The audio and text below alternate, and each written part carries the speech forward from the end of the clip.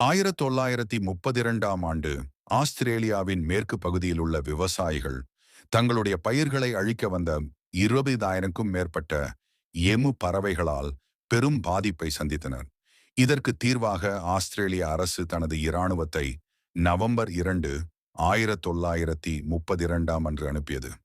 Major ஜி.பி. மெரிடி தலைமையில் வந்த இராணுவம் எமுக்களை விரட்ட மெஷின் கன்னன்கள் போன்ற ஆயுதங்களை பயன்படுத்தினார்கள். ஆனால் எமுக்கள் மிக வேகமாக ஓடக்கூடியவை, குழுக்களாக பிரிந்து தங்களை மறைத்துக் கொள்ளும் திறன் கொண்டவை என்பதால் இராணுவத்துக்கு வெற்றி கிடைக்கவில்லை.